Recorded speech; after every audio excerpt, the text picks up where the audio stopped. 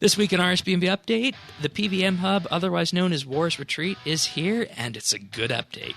It brings together PvMers of all levels and lowers the barrier to entry.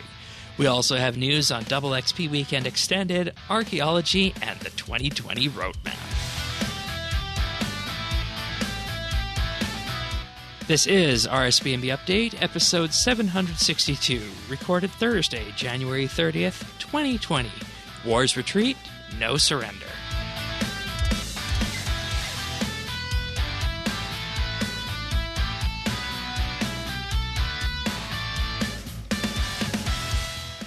Hello, everybody, and thank you for joining us for another episode of RSBANDB Update. This week, we bring you news of War's Retreat, the Winter Chill-Off, patch notes, Double XP Weekend, and a live stream. Boy, it's packed in pretty tight this week, isn't it, Tanis? Yeah, it's quite a contrast from last week, right? Indeed it is, and, you know, being War's Retreat a combat update, we do have one of our friends here to help us with this. David, Cabrew in Game, is here to help us talk about War's Retreat. He's our resident PvM expert and going for Insane Final Boss currently. Welcome back. Hey, how's it going? Thanks for having me back. Yeah, it's nice having you back, and, you know, it feels like last time we talked, we were discussing the Decade in Review, which was one of our Patreon specials, and, you know, looking back, the Decade had lots of PvM in it, and here we are, first update of a new Decade is bringing PvM to the masses. So yeah, let's for sure. Just dive right in and talk about this. But before we get too far down that path, just a reminder to everybody out there that if you want to follow along in our show notes, you can do that at update.rsbnb.com. The full show notes are there. You can also join us in game, talk to us. I am Shane12088. He is Tanis79, and David is, I think it's just Cabrew in game, right? Yep, Kabru. All right. So War's Retreat, this is an update that's launched with a new cinematic video by Jagex. This is, of course, known as otherwise the PvM Hub.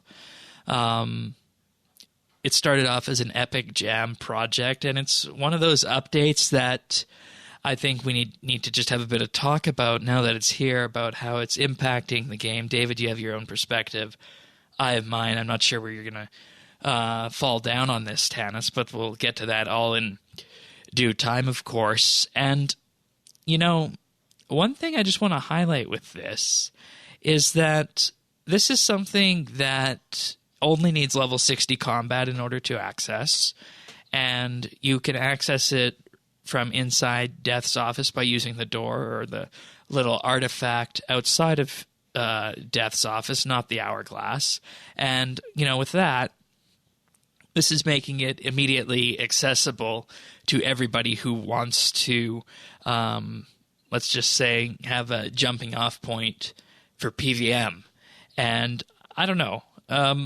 I'm just going to start off and name some of these amenities, and we'll discuss these as we go through them here. I don't know that there's much that some of them need, but some of them do warrant more discussion. Starting off, everybody gets a boss portal for free.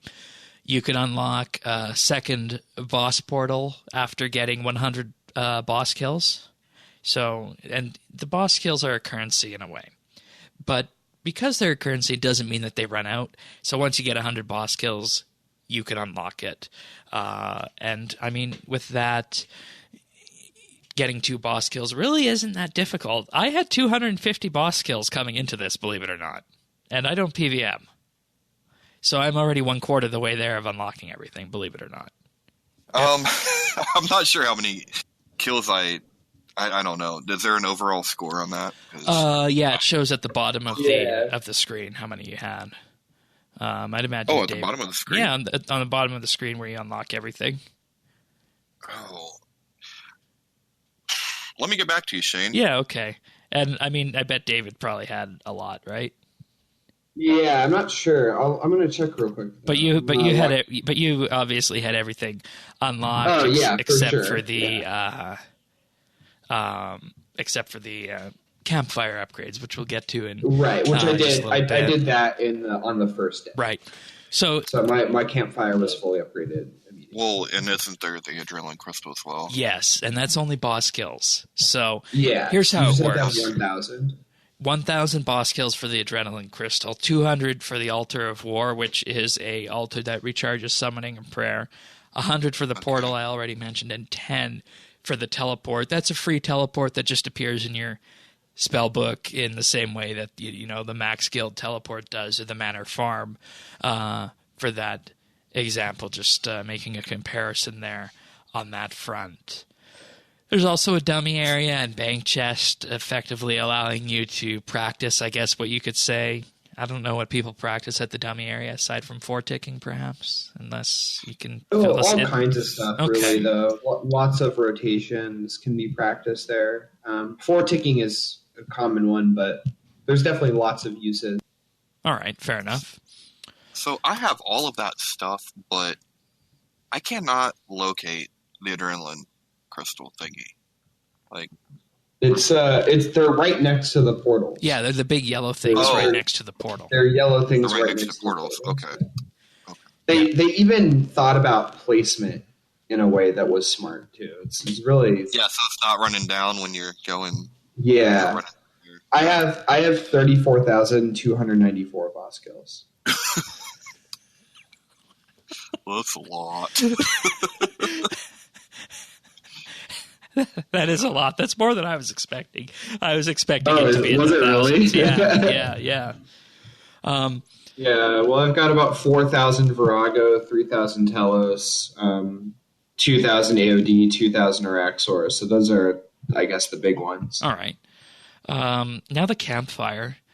You need 1,000 marks of war and 1,000 logs of the relevant tier to unlock this. And, the way this works is marks of war are generated when you're fighting bosses, and you'll get up to 1,000 per hour. That's the cap. So there's effectively 6 different campfires that you want to upgrade with this. So you got to do roughly 6 hours of bossing to get to the top tier. And I think David has a story to tell us about the prices of oak and willow logs this week on this. Oh, yeah. It was great. I logged in, ready to upgrade my campfire, and I spam plus 5% on the oak and willow logs because I know they're going to be expensive. I ended up paying 3.2K per oak log. Yep. And 1,400 per willow log.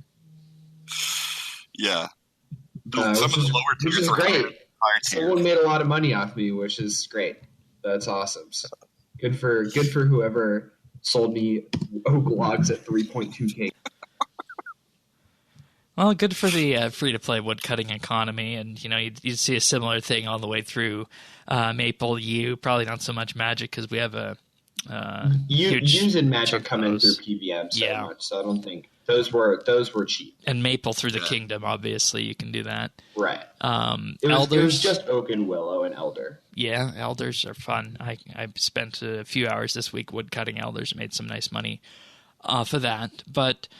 This brings us to the next point, the Marks of War. The Marks of War, as I mentioned, you get 1,000 per hour if you're bossing, and it doesn't matter what boss you're doing. You could be doing the Mole, or you could be doing Telos, or you could be doing Virago. It's 1,000 Marks of War an hour.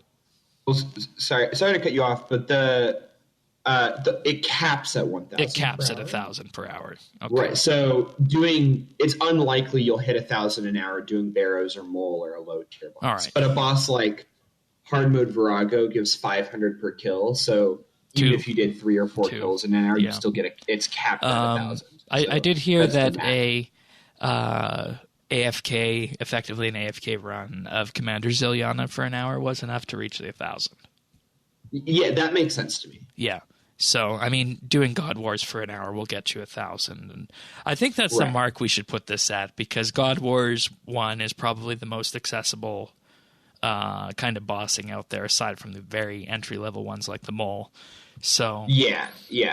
I wanted to put that out there for everybody who is interested in looking at this as an update following this. We also have the auras that you could have bought for loyalty points prior to this update: Vampirism, Dark Magic, Berserker, Reckless, and Maniacal. I personally bought these because I didn't want to have to harvest the Marks of War for them. So I think I probably made the right decision out there for myself, especially because I had all the loyalty points saved up on this one. But I don't know. How do you guys feel about having auras back in game as a primary consumption method here for these I know ones? I'm thrilled because Zerg great. auras are so important to high-end PvM that it's basically you can't for a couple of bosses like Telos, Araxor, Virago, Angel of Death, and a couple others. Having a Zerg aura is basically a prerequisite to being able to do the fight. Right. It's like it's so. And I assume that's Berserker, right? Yeah, Berserker, Maniacal, Reckless. Okay. Yeah. So the top tier. But having Maniacal for Mage, Zerker for melee, or Reckless for range for quite a few bosses is crucial. All right. Yeah. So that's great. It's great that it's no longer time gated. You also got aura refreshes that you can buy for Marks of War. Yeah. Oh, shit. Yeah, you didn't know that. No. Check this out. Shane, Okay. how many boss kills do you think I have? Just throw a wild guess out there. 37. 37, like 37? Yeah. No, 6,287. Wow. Wow. Hey. What were you doing Right? back in the day? I mean, I did some God Wars. I was like, I guess that counts. Yeah, God Wars KC will add up real quick. Yeah. Okay. And so you a lot of kill. And remember we were having this discussion last week about who is going to be able to unlock everything on the first day here, and this is it. You're able to do that, and you're not an avid PvMer. I don't PvM at all, and I had 250. So you have everything: the Adrenaline Crystal, the Altar of War, the Portal, and the Teleport. Yeah, I couldn't find the crystal, but yeah, I had it, so it's great. And in all honesty, like, I didn't even think I could do any PvM of substance until this week. Yeah, and that the Informer first week article I've you even were dived talking into about is out for anybody wondering. Informer.rsbnb.com. I'll just want to talk about the comp cape requirements because we had an in-depth discussion about these last week. I don't think we need to go over that. There's a nibble for that if anybody wants to watch our discussion on that. But there's 4 achievements and 1 meta achievement. Aura, unlock every aura in the store. Relight my fire, completely upgrade the campfire.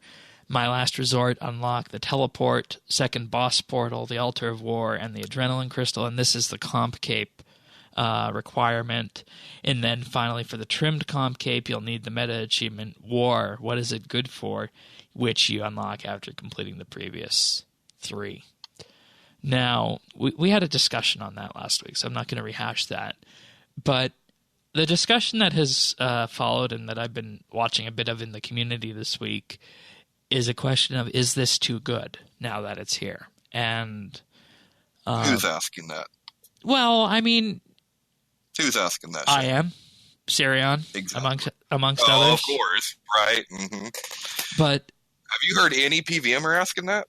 no, and I think now is a good point to turn to It's David so and say what exactly happened to your friends list this week with this update. Yeah, it tripled. There's so many people who I haven't seen in a long time who just logged in to check out I would say for people who are already maxed, the PvM Hub is basically better than the Max Guild in every way. Obviously, there's no Grand Exchange access, but the way most PvMers buy supplies is in bulk. I just need to interrupt you on that. There's also a potion decanter there that wasn't talked about previously. Oh, yeah. Yeah, I was actually going to talk about that. Okay. So take us through what happened to your friends list. Well, yeah, like I was saying, it was just there were tons of people on it. I remember for a long time, there's barely been a scroll bar on my friends list. Obviously there is, but in terms of people playing, and now I have to scroll and scroll and scroll because there's so many people playing who, I just haven't seen in forever who logged in to check out the new update. And I know a lot of people logged in the day of the update to buy a bond just to unlock all the new stuff and to just like PvM with friends again. So I like spent a few hours doing Virago with friends who I haven't seen in 2 years. So that was pretty cool. So there we have it. The PvM Hub has brought these people back. And, the question I think that people are going to be wondering, and they'll definitely be looking at inside Jagex for the metrics side, is how many of these people stick around and what impact did this update have in the short, medium, and long term on bossing. And I think that will ultimately determine what makes it successful, or rather measure its success. Well, and if you remember, Shane, just 1 week ago, I said exactly that, right? That the PvM Hub would be better than the Max Guild in every way. Yeah. About bossing. I said it will be, by all rights, too good. But no one will think that. No one will say that. And you know what? I don't begrudge something that is quote unquote too good. I mean, yeah, it's awesome. Maybe it's too awesome. But here's the difference. It will never be touched. Ever. They wouldn't touch that thing with a 40-foot pole. Right. Well, I mean, what could you remove from it? Nothing. Even little tiny things are great, like the fact the bonfire gives it, so you don't have to dump 5 logs on it anymore. Yeah. And the positioning of the crystal that you said? Yeah, that's fantastic. And also, building adrenaline before a boss fight was always super obnoxious because you had to get a dummy, which works really expensive. You had, basically every 3 weeks when I'm actively playing, I like buy another 5K green dragon hide shields and chuck them in a disassembler. And then I have to go like make tons of dummies. Yeah. Now you don't need the dummies anymore. And the adrenaline crystals boost your adrenaline to 100 way faster. So banking has never been faster. And even like the positioning of different things, like the positioning of the bank chest and the bonfire and the prayer restorer, and then the fact that the portals are almost precisely, or the adrenaline crystals are like precisely 1 surge distance from where you teleport in. I mean, it's like they thought of everything. And I guess like you could make an argument it's too good. Like I don't really see a reason to use the Max Guild anymore besides the Grand Exchange. It's one extra boss portal to say, but I found that it's one extra boss portal. I have found that, so like you can you can tune into something different for the meantime. So maybe, but the Reaper portal is fantastic. Like I never liked having to spend money to change my portal for my Reaper assignment, but now it's just permanently there and it's free. So for players who are already maxed, it's a big upgrade from the max. Well, big is a strong word, but it's a significant enough upgrade from the Max Guild where you would always use it over the Max Guild. And then for players who aren't maxed, I mean, it's incredible. It's wild. I mean, you basically you basically unlock the Max Guild at level 60 combat. Like if we're being if we're talking frankly about it, that's what it is. It's a Max Guild but better. And all you have to do is be 60 combat and you need 10 boss kills because realistically you need to unlock the portal for it to be useful. Yeah. Like the teleport to war stuff. But 10 boss kills and 60 combat versus a maxscape, I mean that's not even close. Right. Yeah. But David, what about the green dragon hide market? I mean, what about the poor people that sell their green dragon hide? I guess they're not going to make anything anymore. It feels bad, I guess. And just for the record, Tannis is being sarcastic here. Yes, I know. And then, so I've been also playing my Iron Man much more actively because of this update.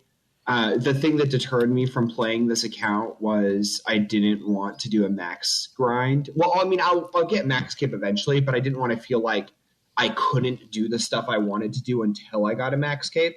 And so I bought a yearly subscription for my Iron Man because of this update solely for this update. Like that's the one reason I did that. And like, I don't know how many people are doing that, but I imagine there's got to be some, because maxing on an Iron Man is kind of daunting. But getting 60 combat and 10 boss kills is not. Huh. And, yeah, and see, that's the question.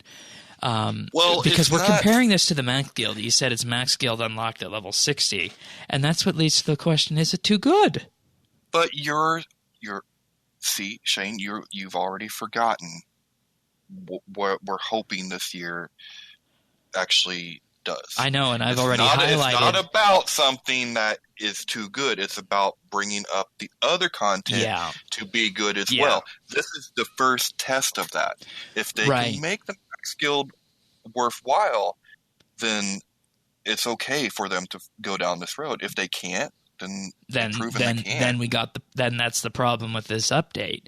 And we don't know what the Max Guild changes are going to look like, or if they're going to go ahead, because they're purely at an information gathering stage right now, and that's the sense I got from the live stream this week. Yeah.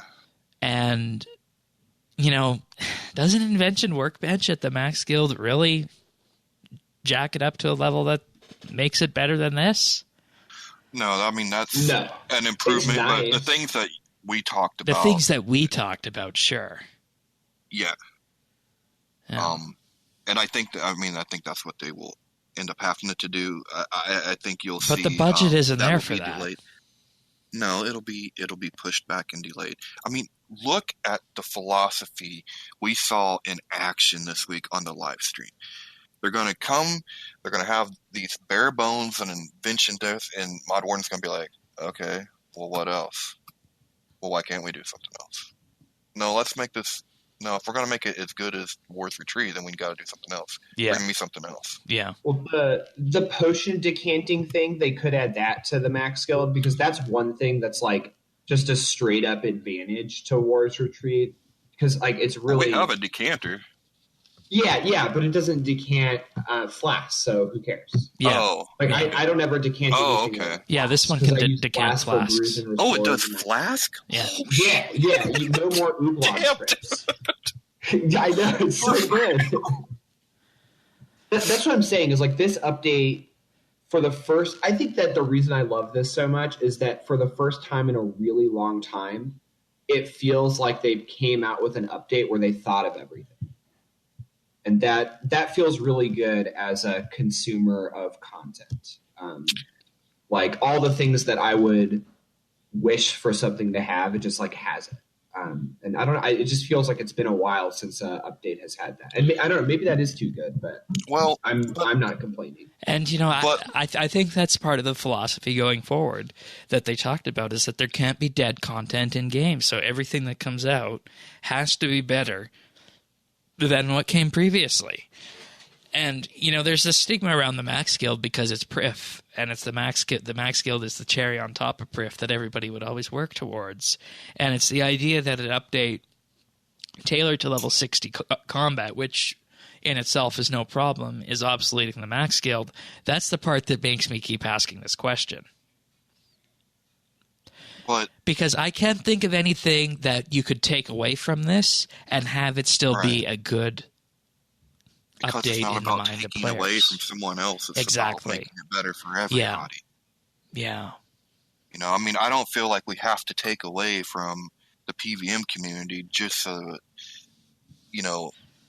or the skillers Max community. On the Max community, feel better. Like, I'm still I'm at Max right now, mixing potions. Like, it's, you know what I mean? Like, and I actually am a pretty big fan of this update, and I'm not even a big PvM person.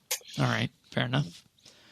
I think this is the test, man. And luckily, the PvM community, they won't have to suffer the burden that some of the other communities have, where you hear it for years upon years of Prif's too good, man. Deviant's too good. Prif's too good. It's too good, man. Yeah. I've heard that. We've heard that since it came out. We really have. We will not hear that about Wars Retreat. I'm telling you. Within a week, you'll never hear that again. Well, I think that we haven't touched on the really great part about this update, which is that people who don't have a max cape. So I think it goes in both directions. So one, PvMing with someone who isn't maxed for a lot of bosses just like wasn't good. Like I tried to be nice and stuff, but it's just divvying up, right? It's just really inefficient to PvM with someone without the boss portal. Whether that's duo, like the two common, like Araxor, Virago, Nex, any of the bosses that have like a bit of a run, it was just inefficient to PvM with them because you spent so much time waiting around for them to show up. And so now, and then from the other side, I think a lot of players who weren't maxed felt bad asking maxed friends to boss with them because they know that they were slowing them down. And this eliminates that entirely. Like that problem, they've taken that problem and made it disappear forever. You feel like that's kind of cool. You feel like you're that friend where they're like, meet me round back. And because you got to go to Priv Center to, to divvy up the loot and stuff because they can't make it in the max. Yeah, unless you go to the swap exchange down there in Varrock. Yeah, but I think you just sold me on it because that's the key point, and that's the way this update needs to be judged, not about what it does to the max guild. That's a entirely different discussion to have and comes back to Priv itself. So I think you've sold me and you've convinced me that, it's a good update and it's not too good. Way to go, David. Woo. Oh, great. Good job.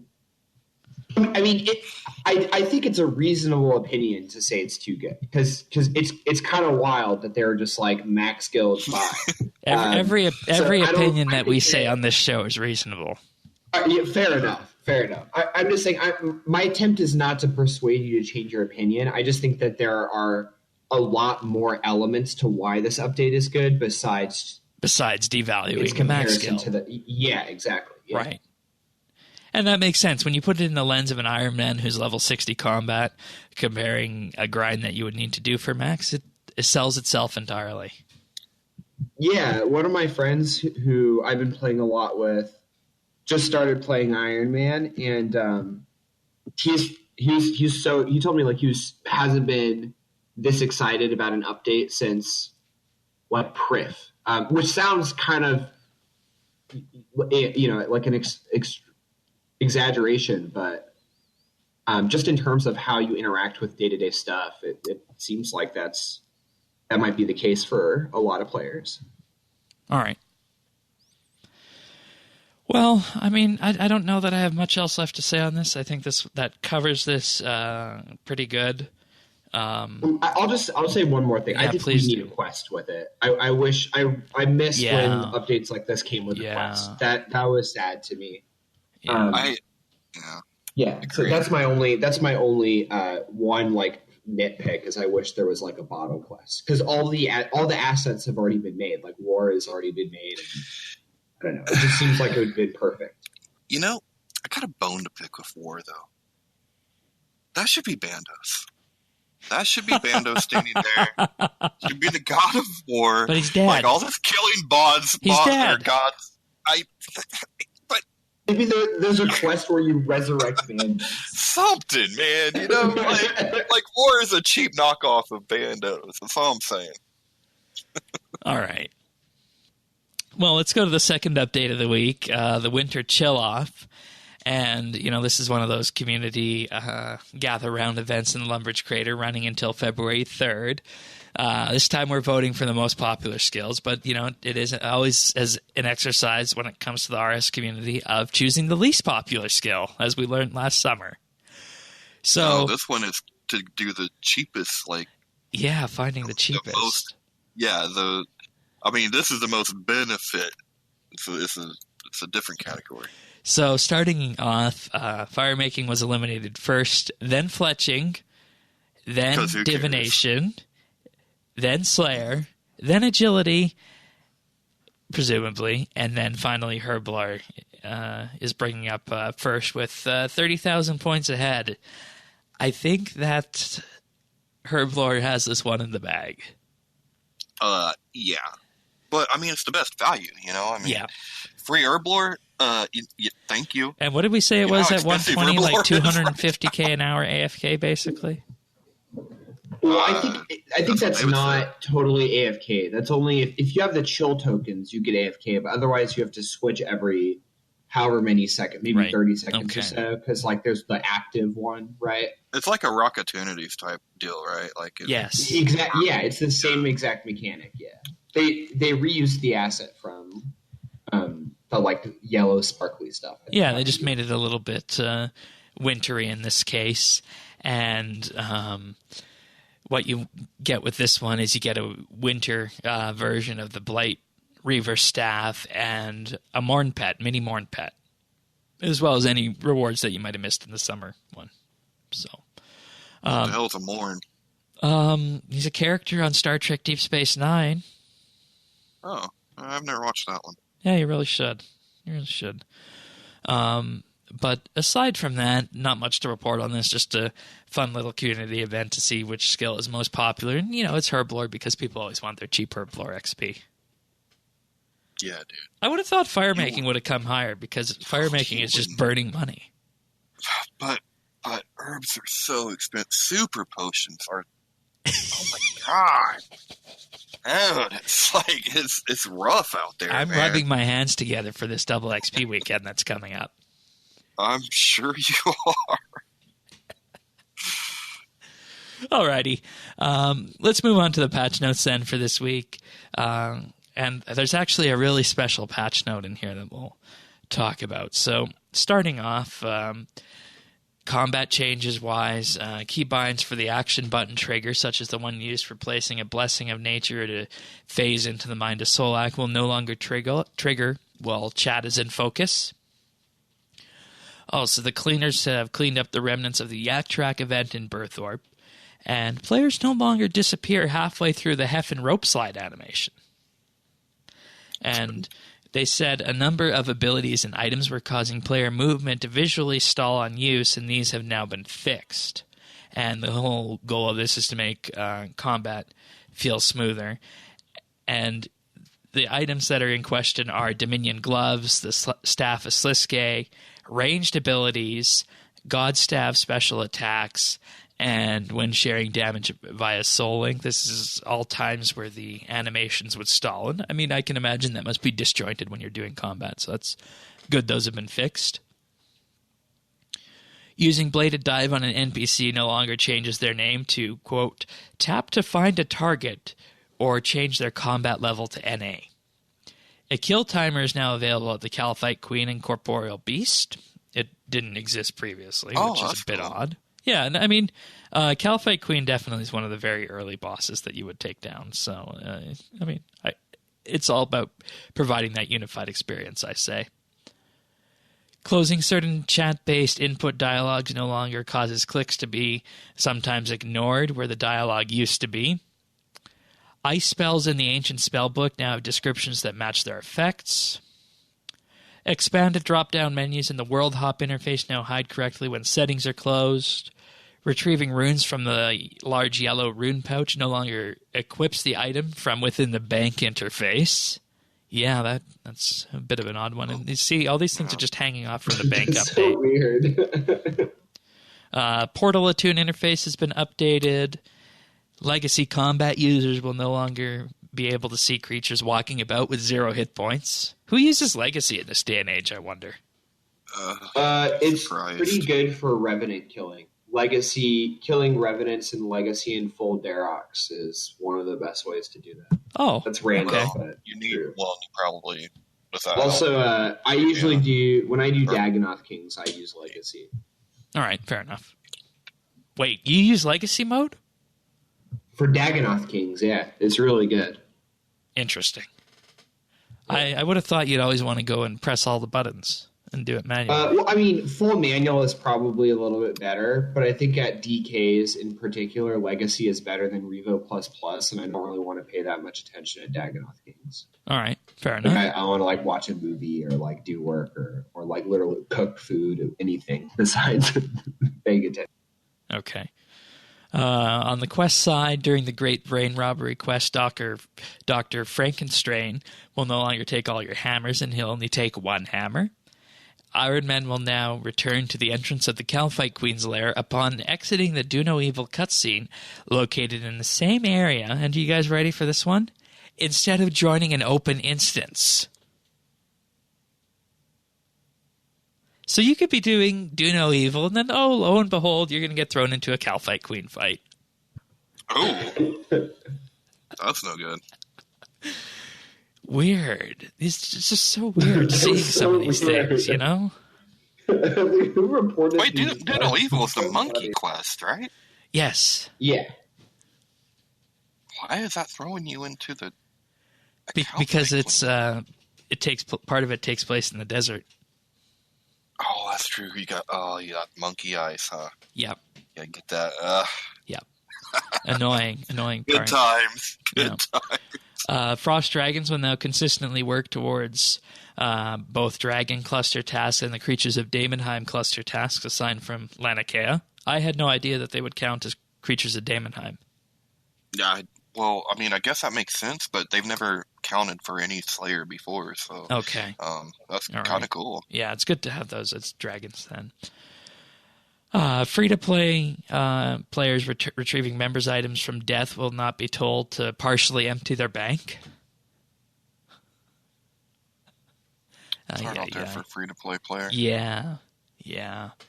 Adamant Dragons were incorrectly giving too many inert adrenaline crystals, and this has now been reduced to its intended amount. An issue where logging into free-to-play would sometimes switch your currently selected action bar has been fixed. Brawling gloves are no longer shown on the item saved on death list when entering the wilderness. The Charming Imp can now place collected spirit gems directly into the spirit gem bag. Where do we get the spirit gem bag? That's a good question. I know I've heard of it. Let me have a look on that. Because remember we had this discussion last week about spirit gems not being able to stack and taking up spot I didn't know on we had a your spirit gem bag. interface. You get it for 360 Thaler from the Thaler shop. Stanley Limelight Traders was initially was added back in October of 2016. Interesting for a patch week. Yeah. So it's just a Thaler item. I just need to wait till that gets to like Soul War or something like that. Now here's a really special patch note here. Previously there was an issue where players who lost their eggs would not be able to prestige their aquarium. Those who experience this bug will find the fish in their tank and do not need to reacquire the egg. And the issue with this comes from having an issue where players could lose the POH aquarium eggs and not be able to prestige their aquariums. And with this, POH aquarium eggs will also no longer be lost on death. And the story about this one is that in the live stream this week, Mod Warden said he received an email on the Wednesday or the Thursday of last week, right? So not even a week ago at this point of recording. And he brought it to the appropriate team. He said he was working late in the office at one night, and he had a couple people take a look at it. And the same evening when he got that email and they had a look at this, the fix had been checked in, and a day and a half later it was put into the release candidate build to come out this coming Monday. And lo and behold, here's this patch for something that had been an issue for about 18 months or so, or longer. And that's what leadership can do, right?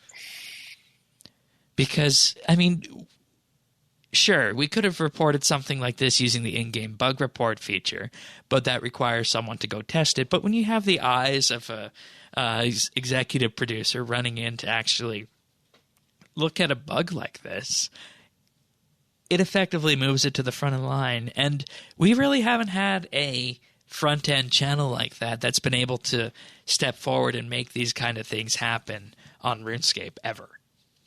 No, it was pretty awesome. And granted, yeah, it's just two little patch notes here, but This was a story that was told on the live stream this week. We wouldn't known anything else if you didn't say anything on the live stream this week, because we would have thought it was one of the, hey, a standard report, fix bug kind of things. But no, lo and behold, this one was actually expedited and moved to the front of the queue.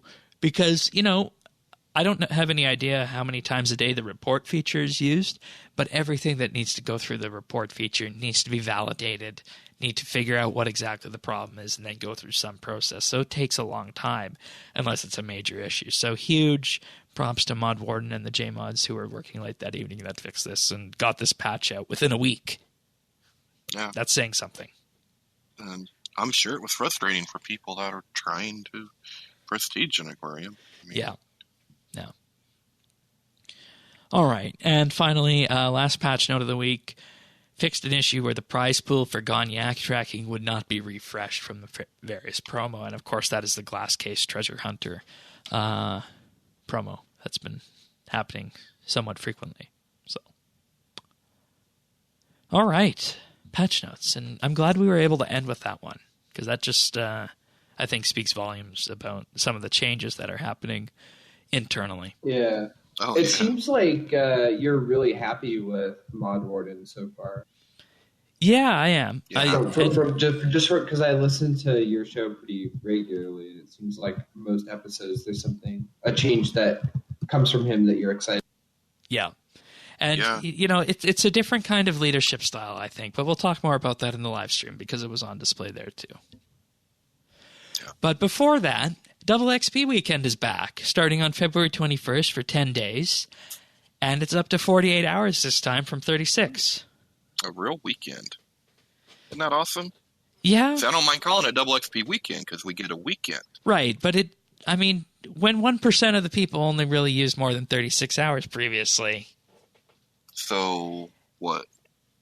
Why shouldn't people have the other hours? I didn't say that. What I'm going to say now is that this is one of those updates, and I think the people who listen to the podcast will be a little bit wiser for this.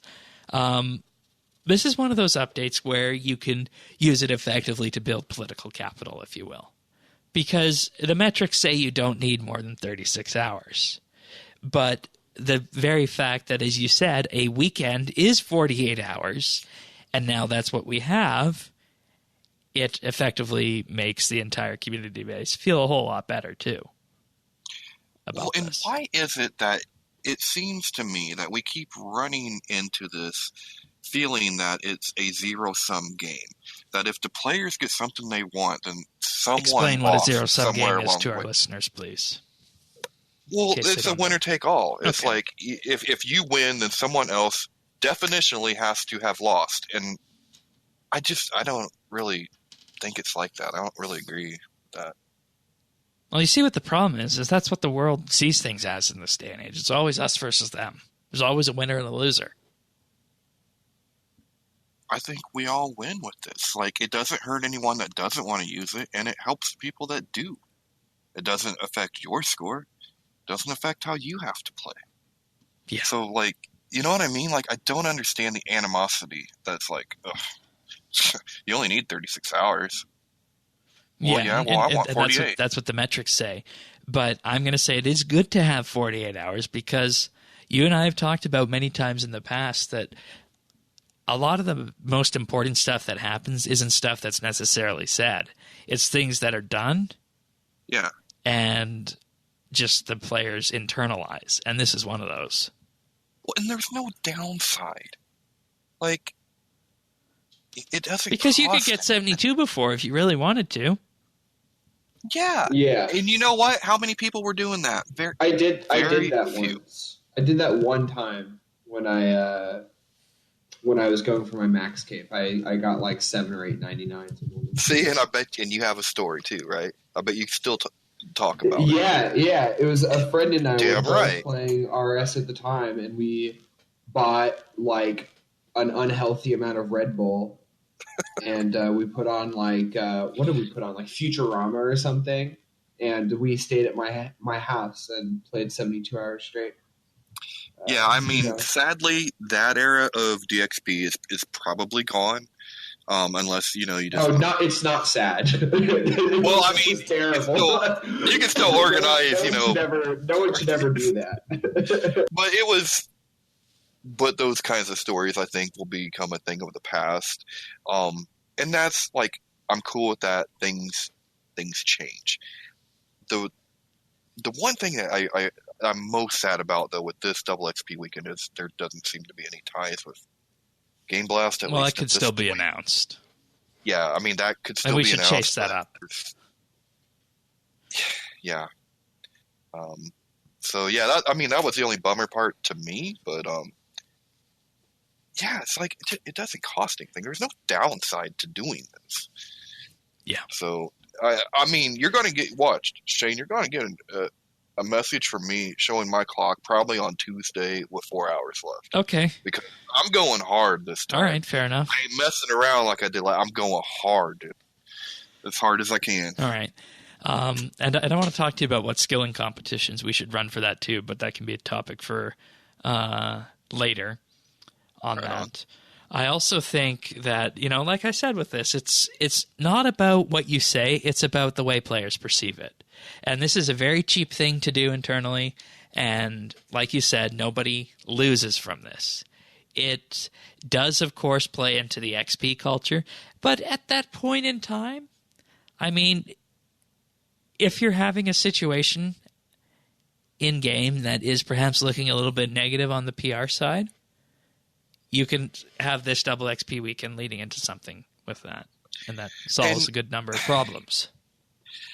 And, you mentioned the XP culture, but, more and more this game is a reflection of just people.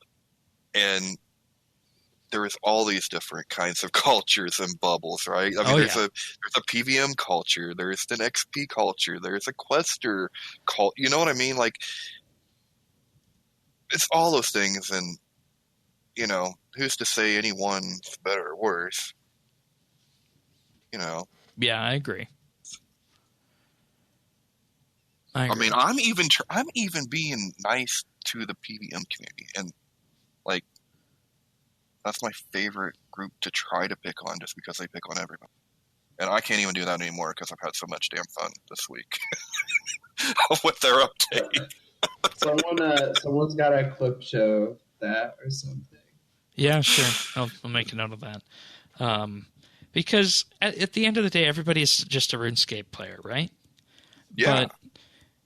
And we can have that discussion at another time about what do we do after 200 mil. Because, we're all heading there, right? Yeah. And the game is just getting faster over time, and everybody knows that. And adding an extra 12 hours on double XP weekend really isn't going to make that much of a difference to the majority of players out there. It might make a bit of a difference for some, but not for the majority on that. No, and, I think at some point we're probably going, as a community, to need to have a discussion about what happens next. How much content, how much hours do you expect out of one skill? Yeah. I know there was things circulating in the community this week that, has some jaws dropping, and I'm going, my jaw ain't dropping. Because I'm very familiar with how other games work, and we have 28 skills. Yeah. And, so and the journey for those other games is supposed to start after you max and reach endgame. And, going back to the monthly bits, it's what is RuneScape's endgame? Yes. You fix That's not defined. You fix everything. Exactly. I'm going to write up that idea about the prestiging at the Max Guild, thinking about it now. I didn't write it up last week. I'm going to write it up now. And I'll write it up in such a way that no new assets need to be done aside from maybe a chest and an artifact. Man, that'd be cool. I want to see it. Yeah, okay. Because that would be cool. I'll put my full designer hat on. All right, so let's move on to the live stream for this week because, oh boy, it was a big one. We had on the couch this week Mod Cam, Mod Osborne, and Mod Warden with Mod Porky hosting. So, let's just start off with what was, I guess, some of the simpler things, and that was the fact that on Monday, which is going to be February 3rd, the changes to the mining and smithing skills are coming that are designed to make stone spirits more valuable. So they did this with the recap to AFK mining right now, that if you're mining with 0 stamina, you still do 80% damage to a rock. But with the changes coming in, you will only do 20%. And the idea behind this is a lower XP and the amount of ores coming in with AFK mining.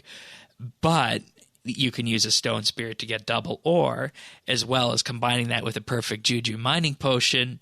You will automatically recharge your stamina when you use a stone spirit. But what I don't understand about that is how is that? So you'll be equivalently doing the same amount, like you're getting the same amount of ore, but how are you getting the same amount of XP? Because the ore's coming in through the stone spirits, right? Yeah. So and you don't get XP see, for that's stone what spirit. they want, is that you will be getting the same amount of XP if you're using those stone spirits, because they're going to recharge your stamina. Okay. I was trying to figure out how that works. So what's going to happen is that you're going to mine, you're going to do a couple clicks on the rock, you might get down to, I don't know, maybe 75% stamina or something to that effect. Mm-hmm. Then when you get your rock, you're going to use that stone spirit, and then bam, you'll be brought back up to 100 stamina. So the idea behind this is that people are going to use stone spirits not only for the extra ore, but also for the stamina recharge, if they want to AFK mine something that's not Saren stones. Or otherwise, now the alternative to that is to click, correct? Correct. See, I want to say something that you're not going to believe, Shane. Okay. I don't mind this nerf. No. I don't mind this nerf because it's a nerf that's done right. To begin with. Exactly. It was the way it was initially supposed to be, and it doesn't feel like a nerf because they're attacking it from both sides, in that you're getting something extra, but there's a way to combat it if you want as well, and that's the stone spirit. Well, I've always been an advocate for a passive way to play and an active way to play. Right. And that was what mining was supposed to have. Now, and Saren stones are going to be lit again with this. Sorry, I just used that word. Shane. Look at Shane. Yeah. It's gonna be off the hook. I don't know. David's probably the youngest one here, so how are we doing with that? Y'all are great. Are we woke, man? Yeah, couldn't be more woke.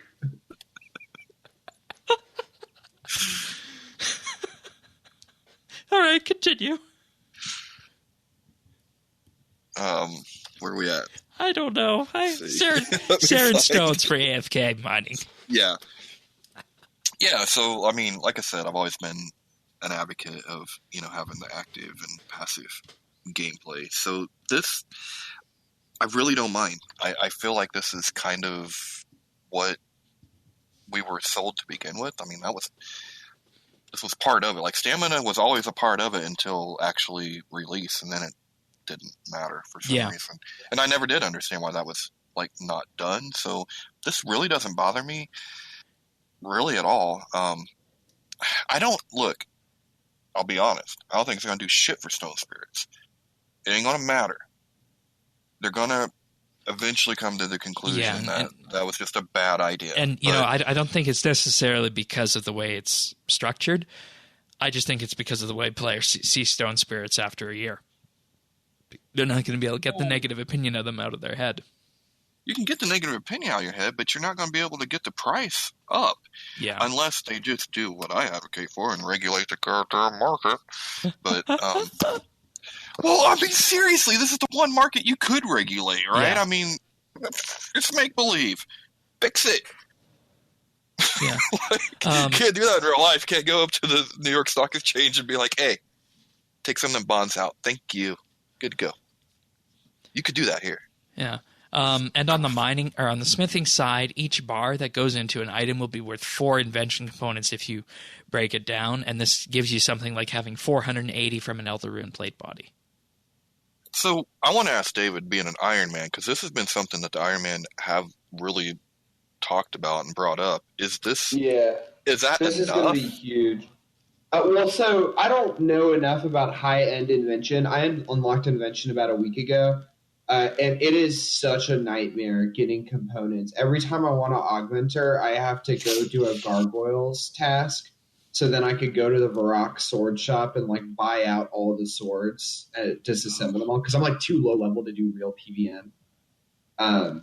So yeah, getting components is really, really hard on an Iron Man. It's super tedious, takes forever. That sounds rough. I was just wondering, like, if this is going to need to be buffed in the end, or if it's actually going to be enough. Because I think it seems pretty good to me. I think it's fine. Like, Iron Man is supposed to be hard, so it's fine if it's still challenging. It just shouldn't be like a total nightmare. And I think this is a good balance. Good deal. All right, and we'll of course get our hands on it on Monday. So just a bit of a preview on that. After that, they went into general Q&A, talking about, is something of success defined ultimately based on engagement? And, this is because of that soundbite, as Mod Cam said, that came from last week's stream about the treasure hunter keys. And he says it comes down to reach, how many people participate, how many who use daily keys or the free currencies to buy, and of course, who's actually spending real money on it. And it's done in a granular way, so they can look at it from either perspective, as in, how are the people who are using free daily keys doing it, how are the people using free currencies doing it, and how are those who are actually spending real money engaging with the content as well.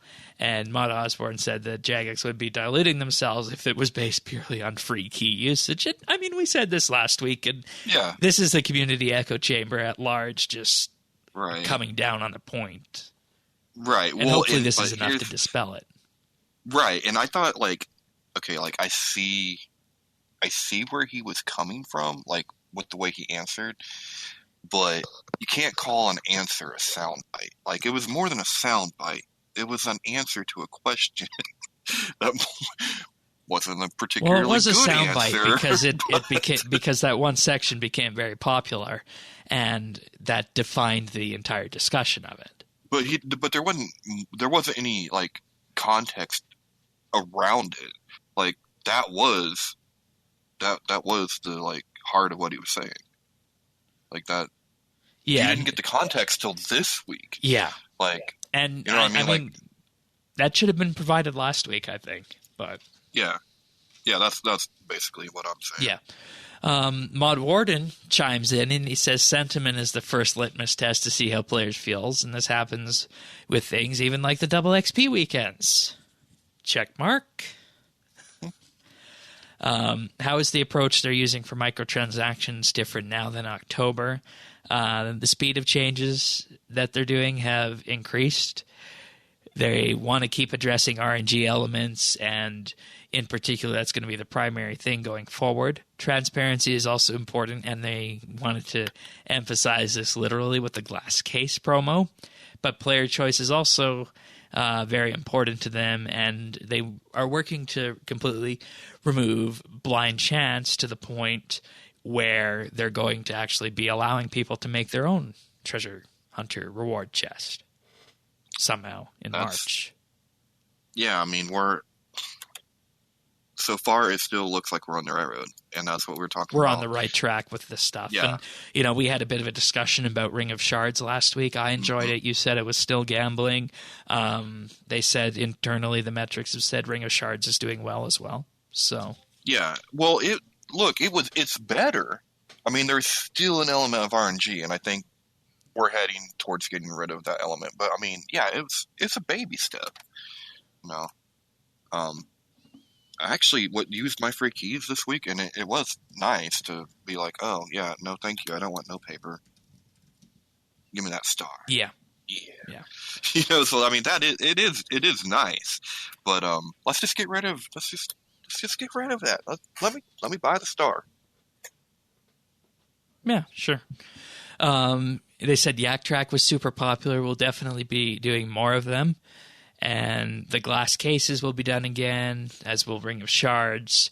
And then comes to the point where I mentioned they want to do the one that will effectively allow people to build your own chest reward. I want to see how that's going to go, right? Because if you're choosing your rewards, can you really complain if you spend money on it? No, see, that's cool because you're picking everything that could come up. So everything that could come up was something you picked. So that's less RNG and more like shuffle a playlist. Yeah. Like I know what I put in my grocery bag. I'm good. I didn't put anything in there I don't like. They also made a point of saying this week that if you click view probabilities, you can see all the probabilities for the various gems now on the treasure hunter screen. Okay. Of getting them. And everything new that they do with treasure hunter will have choice and transparency to it, and they want to add this choice to the older promos where it's applicable. Rare item token reward store rework is in the works. And when it comes to Vic the Trader, they say he comes around once a year or twice a year or so. And with that, they want to make it so that it's actually once a quarter. Yeah. And really, if you've used Vic Trader a lot, I mean, it's invaluable, especially with double XP weekend coming up. It is, but I mean, remember, your exchange rate sucks. This is literally the yuan to the dollar or whatever currency you want to throw in there. It's not real good, but it's better than nothing. But Soda is having 100,000 bonus XP in a skill you can mill in. That's even worse. Exactly. That is when it counts. Exactly. Yeah. A question was asked about iOS, the iOS beta. He said it's on the way. Mod Warden said it's on the way. It needs to be done in the right way, and Apple is very restrictive in their beta program. Of course, we've detailed all of this before. From the sounds of it, they said a few months until an iOS beta. I think that's about where we thought it would be. Yeah, I want to know what the numbers are, because he said that they limit the numbers. And I believe it's 10,000. Let me just have a double check that. iOS test flight limitation. iOS test flight limits. Because it's the same whether you're Apple or if you're Microsoft or if you're Jagex doing this. Test flight is 10,000. You can have up to 10,000 external testers now with test flight. Boy, if that came through, I could see it now. We'll all be fighting over the iPad. I want to watch a show. I want to play RuneScape.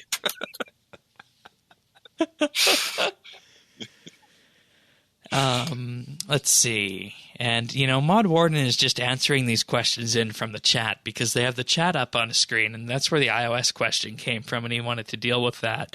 Another one that came up right away was about the dual arena. And, he said that he has his eye on the dual arena and wants to do something with it. And it's part of the duty of care plan because, the dual arena is, of course, used or was used for staking. I don't know if people still do staking at the RS3 dual arena. And people still quit. People still do tons of staking. Yeah. Right. And you can see why it comes into duty of care then with that. Yeah, I don't know how you're going to fix that, though. Staking really messed up my life for a little while. It was really bad for me. Oh, really? I've heard. I hear that a lot. Yeah, it was terrible. It was terrible for me. It was like one of the worst phases of my life. Was when I was addicted to the dual arena. Yikes! How much money did you lose? All of it. Lost all of it at one point or another. At one point, I got up to about 110 bill. I lost all of it. Oh my god! Could you imagine? Could you imagine? Yikes! But I've been cleaned at least half a dozen times. Once I PvM'd to a 15 bill loot tab, and I sold everything, and I got cleaned and lost all of it. It was pretty bad. So you can see why duty of care with the dual arena is important. Yeah, I wish it didn't exist. Yeah. Okay. Well, the Q&A then turned to archaeology, and the idea with this is that they're not at the place yet to talk about all the updates of 2020, but Archaeology is still on the list. God Wars Dungeon 3 with the Elder Gods is still on the list, but they're not at a point where they're ready to present a 2020 roadmap yet. But the one thing they did want to make clear is that Archaeology will not come in the second half of the year. It will definitely be in the first half of the year very soon. And it sounds very optimistic, like they're making sure that it's right. And I mean, it was even said that they've never been given an opportunity to really sit back and really make sure everything was right. And I thought that was just great. Yeah, like, I got the exact quote on that here from Maud Osborne. He said that we've never really had the luxury of a position that Maud Warden has offered us, which is to get Archaeology right, doing longevity testing, making sure it feels alive from an art perspective, and it's made the content so much better. And what longevity testing is looking forward into the future to see any of the changes that might need to be made in the future and seeing which of those can be implemented in launch. And they're coming close to their go or no-go decision date. So from the sounds of it, things do sound very optimistic in terms of what's happening with this. And, you know, it comes down to the fact that internally they have a release date. They're testing it. They're collating that feedback. And the go or no-go decision will be, is that release date that has been set still good? And are they still set for it to go? So that's what a go, no-go decision. It's not, you know, should we launch Archaeology or should we scrap the thing? Yeah. Well, and I think no matter when we get it, the one thing I am absolutely for sure of now is that it's going to be good. Like, it'll be worth doing. Like, I really think that. And, I mean, it's been a while since I've seen people, you know, at Jagex, like, in the studio, like, enjoying playing the game, like, playing some of the content. And they really seem to be hyped up about this. Like, the guy last week said he came in on Saturday to play, like Shogun. Like, Shogun on his own time, you know? Like, yeah, I mean, so that was so that's cool kind of cool, you know? Yeah. I think that one of the community sentiments that has been, you know, maybe a little bit overstated and toxic, but sometimes feels true, is that sometimes it feels like the mods don't play the game that they're designing content for. And obviously that's wrong, but people say it all the time. So I think it's really cool that they're going out of their way to play the content all the way through. Because Invention certainly did not feel like anyone had played through it. Oh, no, it took a year and a half to get that one right. Yeah. Yeah. 1,500% off the first week. Boom! And, you know, with this, they also said that more time is being allocated to Archaeology for any skill post-launch before. So that's good. I'm really happy with the direction things are going in. Yeah, I agree. It's looking. I mean, there's going to be some, like, come to Jesus moments this year that we're going to have to deal with, but it's so good. It's all going to be good in the long run.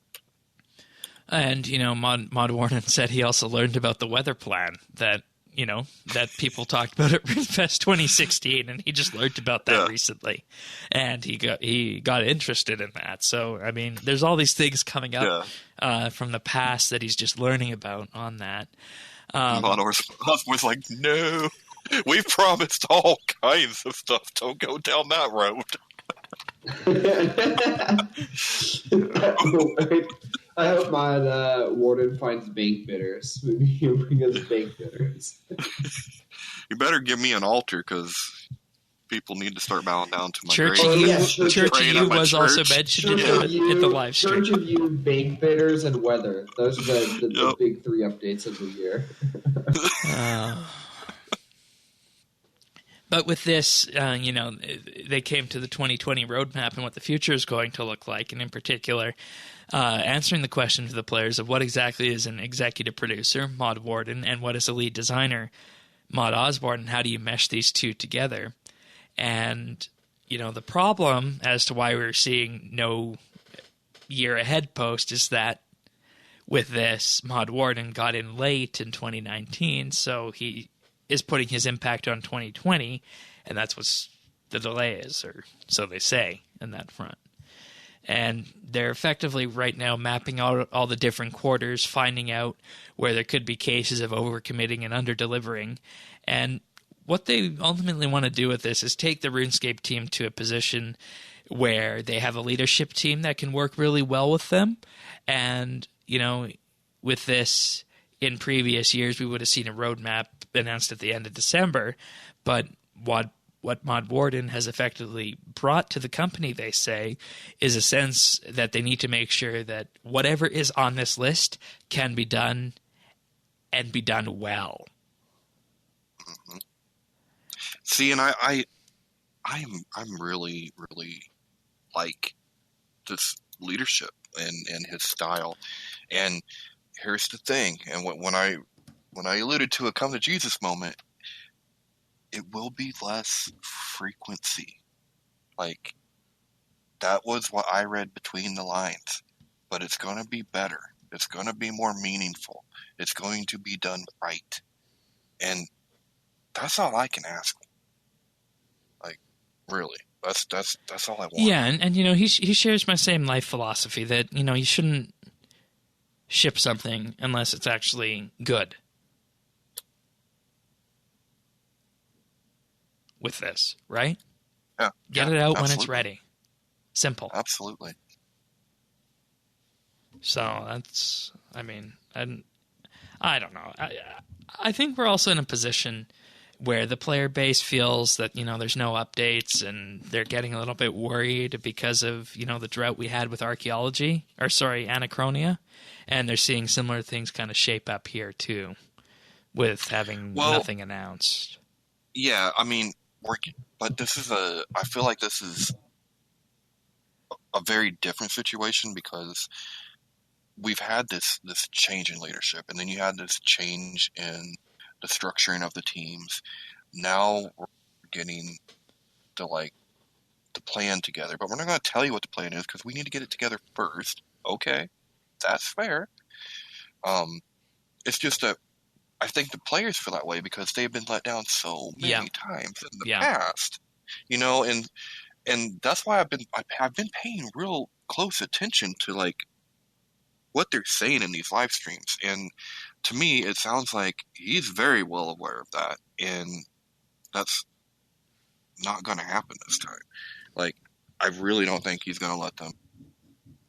Yeah, and that's precisely what Matt Osborne said. He said he wants there to be fewer chances of a comp cape rework kind of thing, or a weapon diversity kind of thing this year.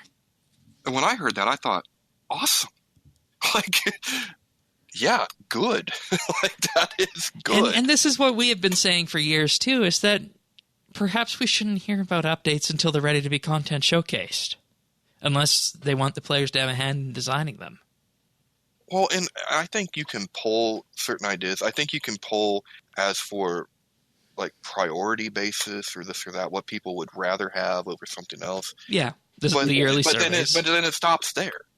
It stops there. Then let them do their job after that. You can pull the sentiment of people, but don't ask me what clans should be in Priv. That's your job. You know what I mean? Talk to the lore people. Figure it out. I don't know. Don't ask me. Because when you ask me, you're going to get a waterfall. I love that waterfall, but it don't belong there. But I love it. Yeah. Because you asked me. Exactly. You know?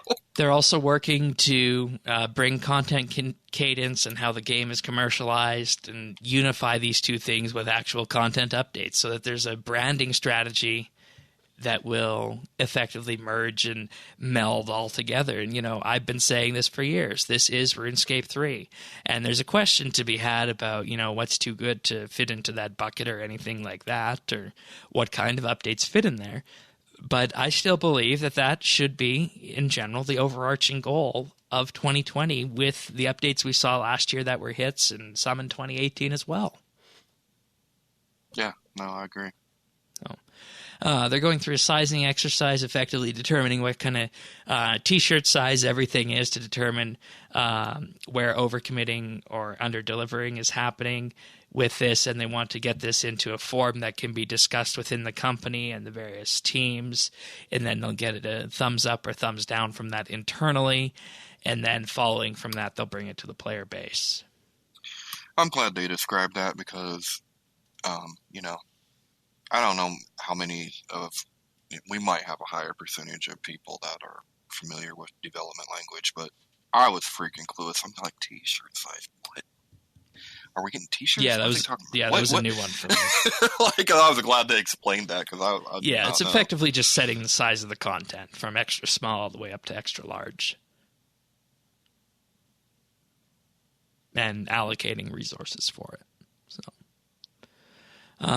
let's see. The Quest team was asked about, and you know, this came back to Mod Warden that he needs to put his imprint over everything that's happening this year, but all the big things mentioned at RuneFest will still happen. So like Desperate Measures, Archaeology, the Elder God Wars dungeon, and Managing Miscellanea, just to name a few, the rework of that. And with this, there will be no February month ahead, and they just want more breathing room to get everything in place. You know, that's something I've been saying too. Like, the month ahead is fine, but I mean, I don't know if we really need that much. It's what we've been getting in the recent past with live streams and videos, and you know. I really like it when they show us content that's almost completed. Yeah, the content showcases. Yeah, they do that's what I like. Is that what they call them, Shane? Content showcases. Yeah, those ones are. Yeah, between showcases and Q&As, I would be. It's really all I need, right? Yeah, we'd be set. Totally. Yeah. All right. Let's see. Moving on. Quality of life will be a huge part of the 2020 story. It's going to be a massive focus, empowering teams to be in a position where they can put a smile on players' faces, and that's exactly what the patch note was we talked about earlier. And, you know, this went into Mod Warden's emails, how he's received hundreds of them, some of them 12-plus paragraphs long. He takes the pertinent information out, puts it into notes, and send it off to the relevant people. So that's working exactly as intended. Then, you know, other questions, reducing the number of worlds. What do you guys feel about that? I'm so awfully against it. Dude, here, let me tell you about people that want to cut down the worlds. You know what they are? I can tell you exactly what they believe in. Less XP, in 2008 RuneScape. They're stuck in 2008. They think that the social thing is important. And let me tell you, it's not. If you want to hang out with your friends, you will get a hold of your friends. And you will have a home world. And you will have a home world. And see, this is what Mod Porky said. He said playing on his account, he is still able to talk to people while skilling. It's not completely deserted as some people make it out to be. It doesn't matter anyway. I don't want to talk to some rando, okay? I don't. Because it's just like life, guys. I don't. So, I mean, I look over, there's a clan chat if I want to participate. Like, because 9 times out of 10, random conversations, I mean, yeah, they can be good, but if you spend your time like places I do, like portables or something, no. I turn the local off. I don't even want to see it. Yeah. Well, I don't see it, actually. Janice is too good for us masses. You know? Mod Warden said the decision made will be the one that gives the best player experience. But I bet you, Shane, you could put all those things in the spreadsheet and find exactly the people that want to cut the world down. I'm telling you, it's the same people. Yeah. That makes sense. Design decisions about new Slayer creatures. They admit 99 to 120 is still isn't as filled out as they'd like. They probably should have done 120 Slayer differently. You know, that one's sad. Strong agree. Yeah, no, I agree, and it's sad because that was such a crowd fan favorite. You know, like that's one I wish had been done right. Yeah, that was big sad. Yeah. It could have been really cool. Well, love the dungeon. I'll but that's really the best part that came out of it. Yeah. Yeah, I feel like it could have been so many more creatures that weren't just the dinos. And we could have had different steps. Like each level could have been a little bit. It just could have been done a little bit different. I don't want to crap on it because I it's still Slayer. I still like it. It's kind of like Star Trek and Star Wars. People be like, new stuff isn't as good. Well, but it's still good. Like, it's kind of funny because the thing I wish it had been is probably what most people would have hated. Like my hope probably was want that mini bosses, right? Yeah. My hope was that every task from 100 to 120 was going to be like rippers and living wyverns and mammoths. See, those should have been like 120 right there. Just rescale those things up to 120. Res. Yeah, I think it's cool. I like high intense Slayer with really, really high XP. So like my favorite task is Ripper Demons because I cannon them, and I think that's really cool. You cannon? What? Yeah. Yeah, well, technically I use an old ACK coil, but yes. That's not even... I didn't think that was possible. It's really intense. Sometimes I die, but normally I don't die. And a task takes like 7 minutes doing the cannon way, and it comes out to be like 1.5 mil Slayer XP an hour. How are you not mobbed? Like all the time? I do get mobbed. But I mean, with the death mechanic like that, like how are you not just getting jumped on? You just wear full Acto for all the defensive resets and just rotate Devotion, Barricade, Reflect, and hope for the best. Oh, okay. Yeah, so you run around in a circle. You run around in a circle and AoE them with like Dragon Breath, Chain, etc., and Old Act Coil, and you just alternate Devotion, which blocks all the damage, and Barricade, and then when neither of those are available, you Reflect and hope for the best. And obviously use Revenge, like the Revenge ability that builds up to 10 stacks, and then you do a ton of damage with Shield. You get to 10 stacks instantly because so many things are attacking you. Mm-hmm. So you can you kill them super fast. It's like 8 minutes for the average task, I would say. That sounds intense. Okay. Yeah, it's kind of fun though. Well, I don't know how we got talking about Slayer. Right, Q&A question. But limited time game modes was also asked about, and the answer to this was possibly, in terms of possibly bringing back a seasonal Darkscape. Mod Warden found it very fascinating, and it might not be as big of a job as they thought it could be, though there's nothing currently active planned for it. How hyped? Come on, Shane, how excited? Darkscape! They could scratch the PvP itch with this. Dude, Darkscape was cool. Like, and I've recently just got turned on to a game that reminded me so much of Darkscape. You ever heard of Albion? No. Well, it kind of works like it has different banks and different degrees of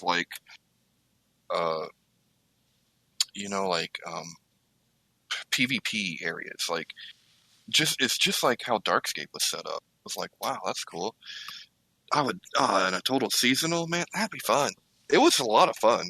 Yeah, I enjoyed the crap out of it. Mm-hmm. And I suck, but it was fun. Yeah, and it was a good way of experiencing the full game without paying, because everybody got access to the entire thing. Members just got more XP. Yeah, I mean, look, I think seasonally is the best way, because once people get up there, it kind of sucks because you have no chance. Like, if you get a few people that have really got their stuff together and really high level, you don't have a prayer. So I think having that timed would be the solution to that. Yeah, I agree. Then the last two were about activity pets. They're at the concept stage and will be sent out to the third-party studio, and they'll release them either when they want to or if there's a lull in content. And if a dev asks a question on Twitter, it's not meant to be something that's acting like a formal poll. It's probably just a conversation starter to break the ice. And the roadmaps are built from pulling from all sources. And if they're going to pull something official, it'll be posted on the website and in the in-game poll center. So Yeah, I mean, what was it? Just me, or did that feel kind of self-explanatory? yeah, it did, Like, but I I think never would have taken it that way. I think there's many players out there who haven't been around the community for as long as we have, and seeing a dev talk about something kind of just has an aura of certainty in it. Where Not a Jagex. Exactly, and that's something everybody should know, is that Yeah. you're chatting with them just as if they're normal people. Yeah. So, but that's a live stream for this week. Consequential, I'd say, and I think it just reaffirms everything that we've said going into 2020 with this. So, Yeah. No, I feel good about 2020, and there's been a couple really good live streams, back to back. So yeah, happy. I agree. All right. Well, let's move on to our tech news. But first, before we do that, I just want to thank our wonderful Patreon supporters for this episode. We wouldn't be able to do what we do here without you guys. So thank you so much. And this week, I'd like to thank Brock H., Cameron, Cass, Christian S., Darren L., Diana, Jason S., Joe M., John P., Kyle, Rastafa, Rippeth, Seth W., The Naked Captain, Tom V., and Zez. Thank you, all of you, for your support. It truly does mean the world to us. And if you want to know more about this, just head on over to patreon.com/RSBNB, and there you can sign up for as little as $1 a month. You get access to our monthly bits, which we're going to be recording and giving to you guys next week. And this month's one is going to be about how we cope with negative cycles as content creators and RuneScape players, which I think is something everybody can take a lesson from. So that's going to be a good one, and I already got the general outline ready for that one to go. But me too. It's in my fridge. Exactly, right? That's how I cope. Oh, I see what you mean now. No, not like that. But if you want to support the podcast, as little as $1 a month, you get access to the entire back catalog. For $3 a month, you get a special VIP rank on Discord and a mention on the podcast at the start of the month, as well as access to high-quality AAC versions of the show. And for $5 a month, you'll get a shout-out every week and gain exclusive access to the outtakes that we use for the clip show at the end of the year, in addition to everything else. And in case you're wondering what we have on offer for this, we have, of course, our monthly bit. That'll be coming out next week. We just put out an Inside RSBNB update, which is an inside look in the way we do something here at RSBNB. And Tanis, you recorded one about how you play RuneScape with all your accessibility features. So I'd recommend everybody give that one a watch. That one was a very interesting one. And it ties into your Informer article, too. Yes. And then, of course, we have the RSBANDB update roundtable that we do in the middle of the month. And I think we'll probably do February's on the first weekend of Double XP weekend. Extended. Yeah, on double. Yes. So those ones are always fun. And should we reach that $99 a month tier, it'll be movie night in the RSBNB Discord with our favorite movies. And, if anybody is also interested in subscribing to the Patreon feed, we're going to be trying something different for the Inside RSBNB update tier in February. We're going to try something called the Variety Show, where we're going to effectively take a step back from what we normally do here and just see what would an RSBNB update variety show look like. And the best way I can say this is imagine a morning talk show, but applied to RuneScape. I think that's the best way of describing it. So all of this and more at patreon.com/RSBNB. And thank you so much to our wonderful Patreon supporters. Thank you, guys. All right. So tech news starting off. Would you believe it if I said that for the top 100 mobile apps, their subscription revenue jumped 21% in 2019 to be worth $4.6 billion in the top 100 mobile apps? Surprised I didn't know so many had subscriptions. Yeah. I thought we were getting away from subscriptions. No, and everybody is doubling down on this. Wow. Okay. So good for RS Mobile then? Yeah, that's what that would definitely be. When this comes in. And, this isn't just iOS or Android. It's both of them combined with this. And, you look at some of the ones on here with this in particular that users spent $3.6 billion in the top 100 subscription apps in 2019. YouTube was the top subscription app on the U.S. App Store, followed by Tinder. Oh, God. Wait, there's a subscription for Tinder? Apparently. What do you get from a subscription? I don't know, David. I can tell you if you want. Yeah, what do you get? Yeah, so Tinder Gold lets you see. So I don't have it, but the way it works is that you get to see who has swiped on you. So say 50 people have swiped on you. You can just click on a button and it'll only show you people who have already swiped on you. And then I think there's some other stuff too, like your profile gets prioritized early on when people start swiping, and then maybe you get more super likes or something, and then you get unlimited swipes. So currently there are a certain number of, there's a swipe cap per day, but if you have gold, there's no cap. You can swipe until there's no more people left in your area or whatever. All right. On Google Play, Pandora was number 1, Google won, their storage solution was number 2, and Tinder was number 3.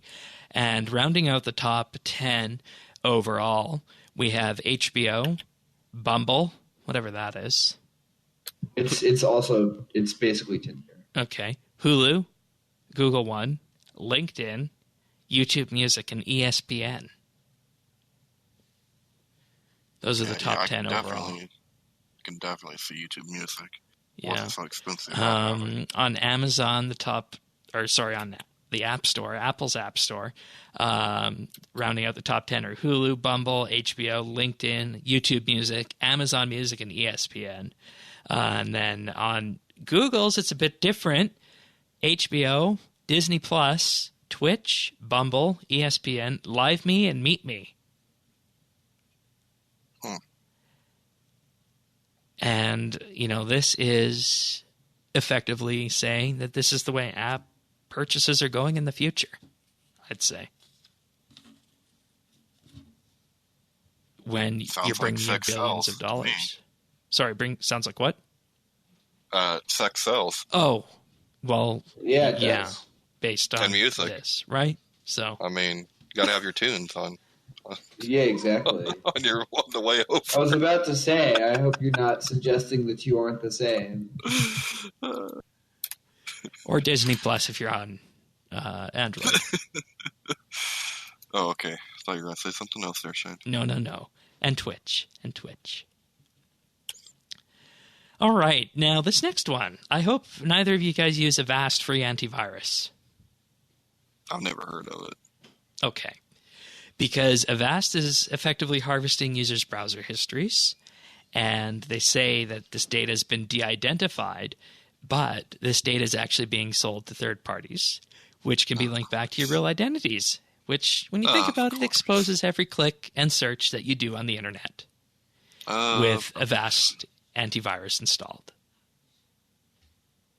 And this is happening even with the standard Avast antivirus, because previously they said that their browser extensions were doing this, but it's actually all of Avast with this. Is it even is that a pretty common one to use? Because I don't know anybody that's ever used it. Yeah, it was common a few years back. I don't know. Yeah, I used it a couple years ago. Yeah, I think Malwarebytes is the main one that people use in this day and age. But, in reality, Windows Defender is probably all you need unless you're installing lots of hideous junk on your computer. Yeah, or you've had a bad experience, because it only takes one to run Defender and Sophos and Malwarebytes, you name it. Yeah, I just use Windows Defender now. It seems fun. And looking at this data here, actually, sorry, it only comes from the browser extension, but still, the company policy should alarm everyone with this. They show what some of the de-identified data looks like on this, and you can see that this person bought a 10.5-inch iPad on Amazon. And the exact hour, minute, and second that they did it, you can see with this information. And this is what was, of course, being sold to advertisers. So, and, you know, the Avast CEO put out a statement on this, and, you know, they said, hey, we've decided to terminate the jump shot data collection and wind down jump shot operations with immediate effects. And it's good they said that, but, you know, this is the kind of thing that you really can't accept, or rather, you can't accept from a company because, I mean, there's just no way of knowing if it's actually still going on. Yeah, no, this is where you need strong regulation. Like, because they are not capable of regulating themselves. Oh, no, this was happening even with GDPR.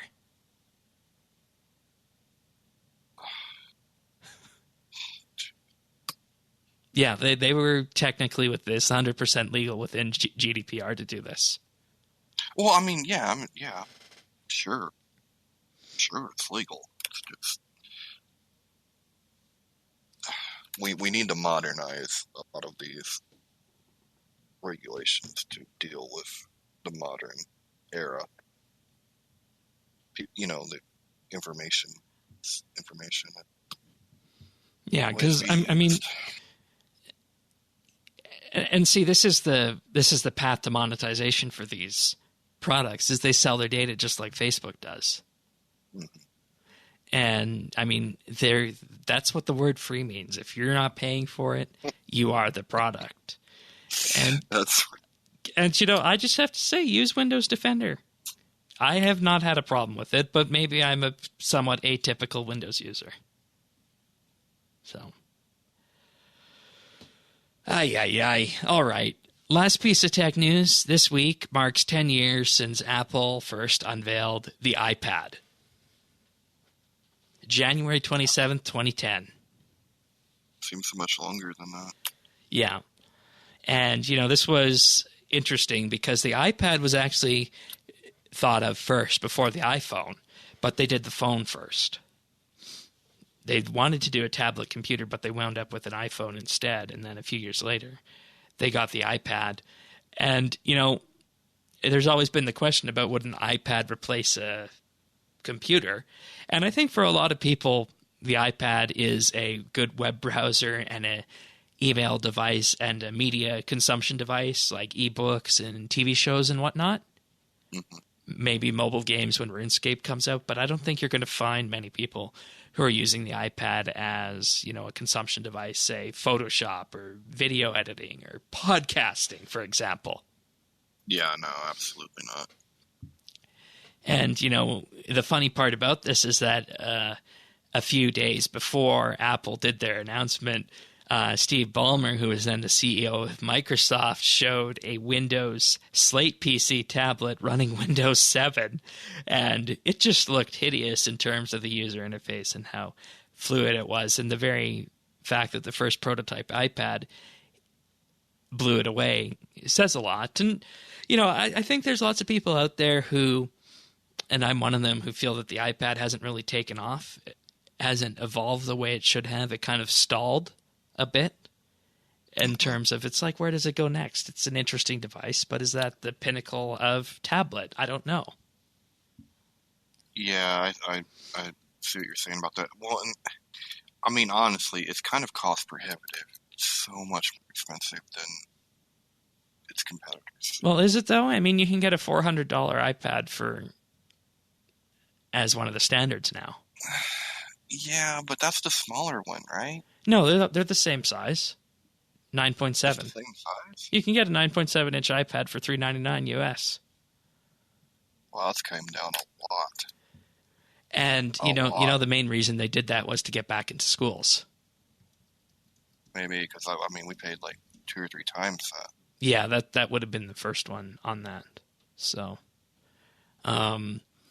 looking at the modern iPads, the Pro starts at $799 US, but the standard plain Jane iPad, $329. Wow. $329. I thought it was $399, but $329. Yeah, that's not too bad. Would that be worth it for a RuneScape playing device once mobile comes out if you need another one? Yeah.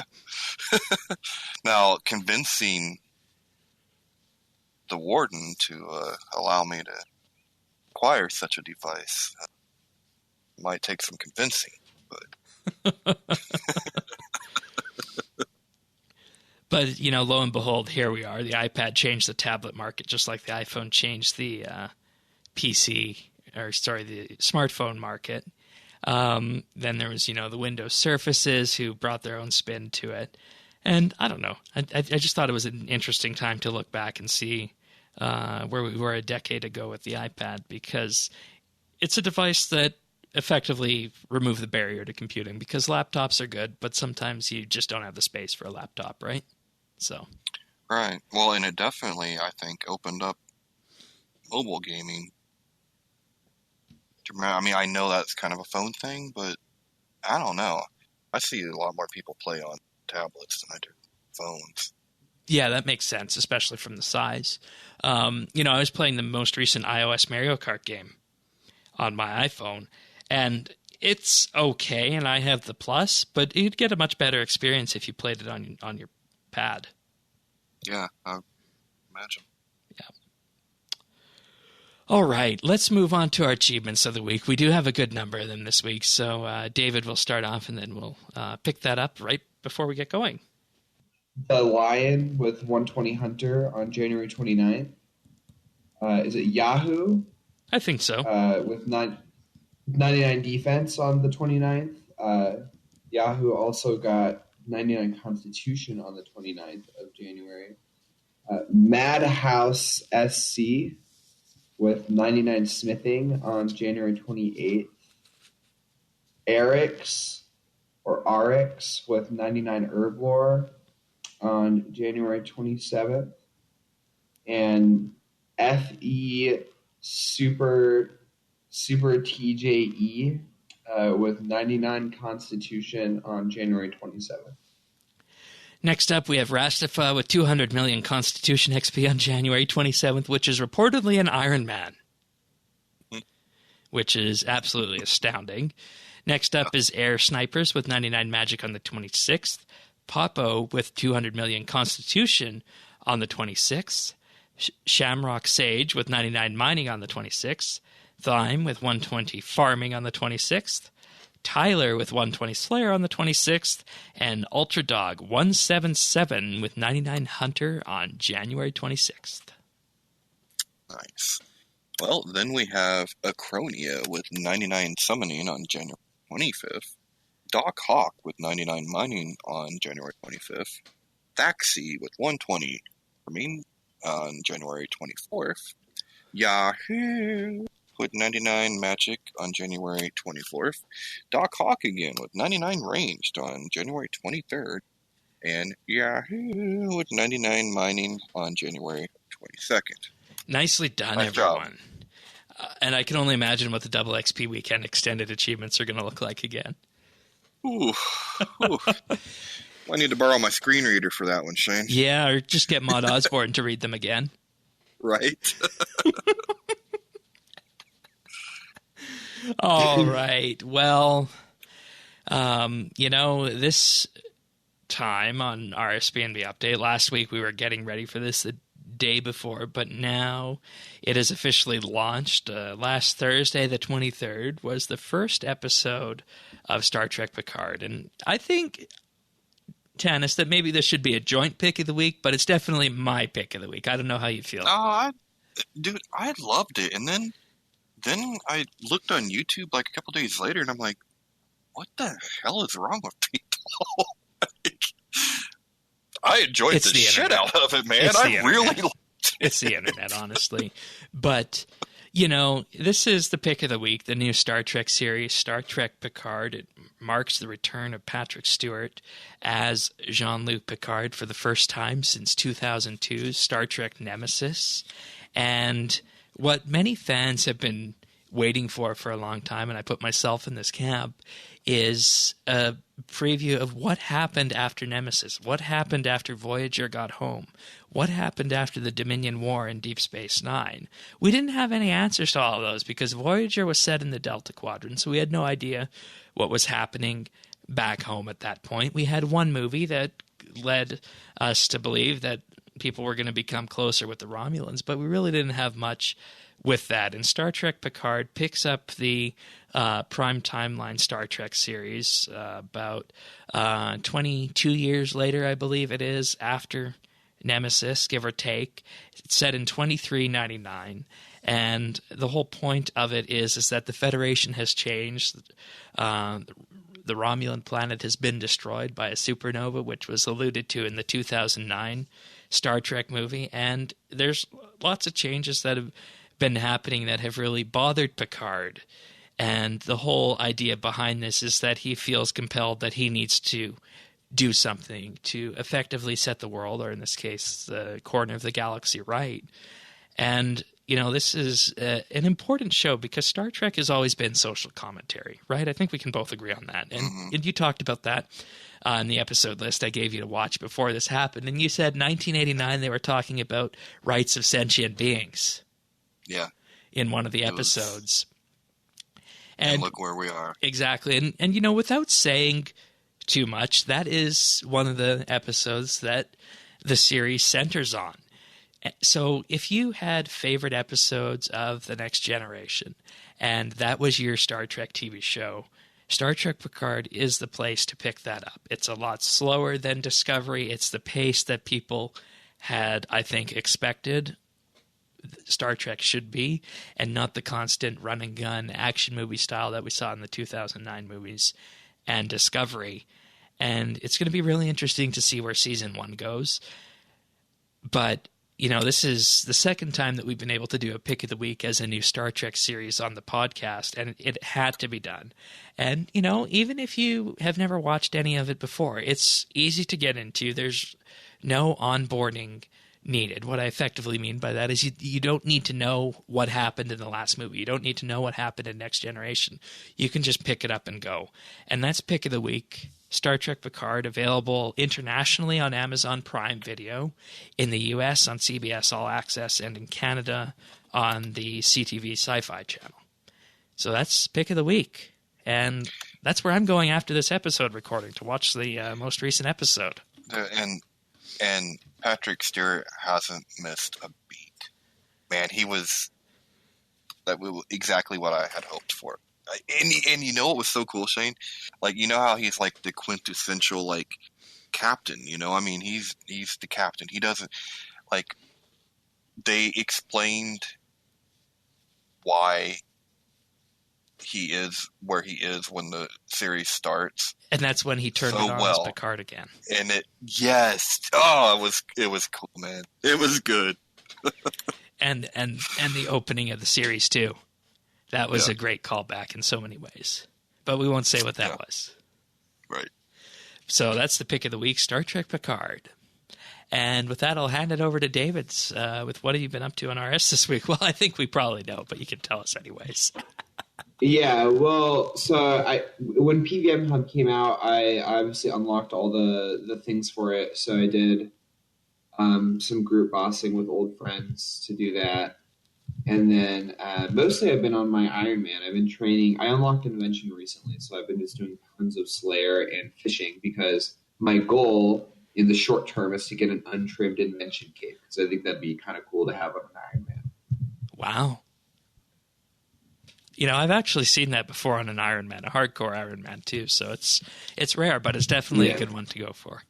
Yeah, it's definitely very doable too. It's like it's weird because it's the easiest difficult seeming thing to explain it, because, you know, Invention is such a fast skill. But yeah, I think it'd look cool though. All right. And did you said you bought Premiere on that, right? Yeah. Well, I just bought a year subscription. Okay, so Premiere Club basically then. Yeah. Nice. And mostly because of the PvM update, because I really was not looking forward to like things like 99 construction that are just totally useless but are necessary for a max guild. Right. And now I could delay that as long as I'd like because I have the PvM Hub. Nice. All right. How about you, Tannis?